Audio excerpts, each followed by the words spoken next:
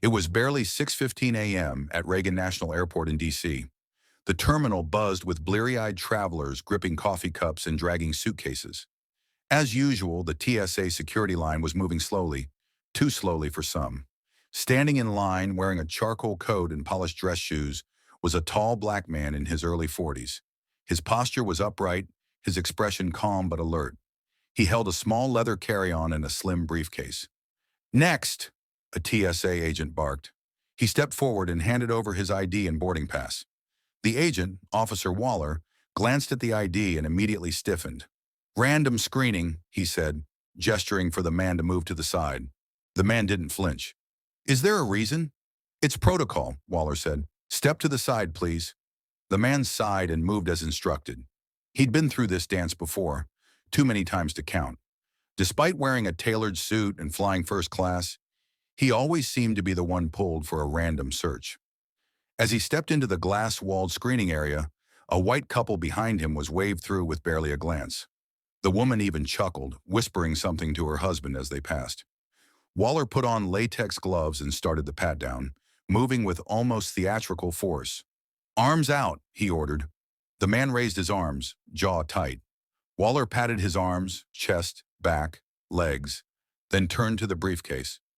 "I'll need to inspect this too." He unzipped it, rifling through papers, pens, and a manila folder.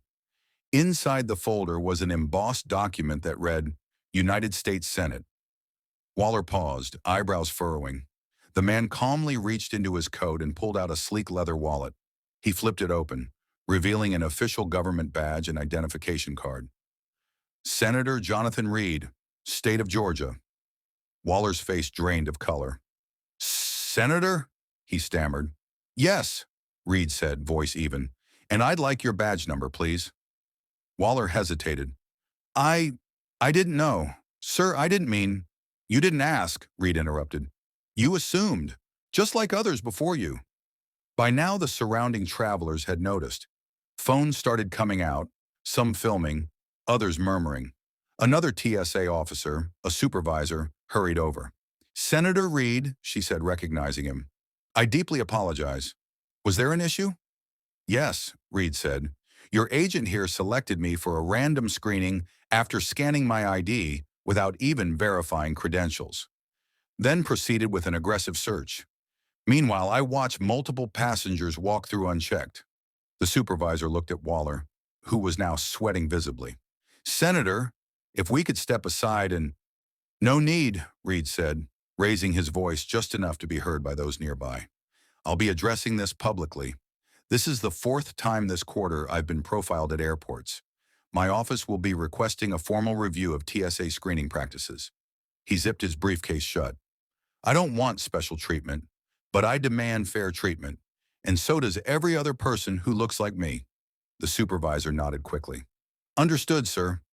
Reed turned and walked toward his gate, shoulders square, ignoring the mix of stares and phones capturing his exit. By midday, the story had gone viral. "Black Senator Profiled at Airport." Again, the headlines read.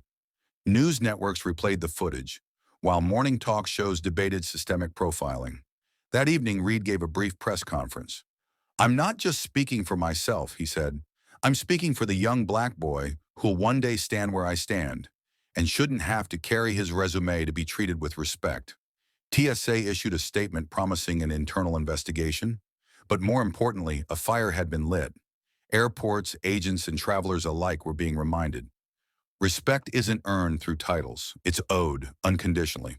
And Senator Jonathan Reed made sure they wouldn't forget it.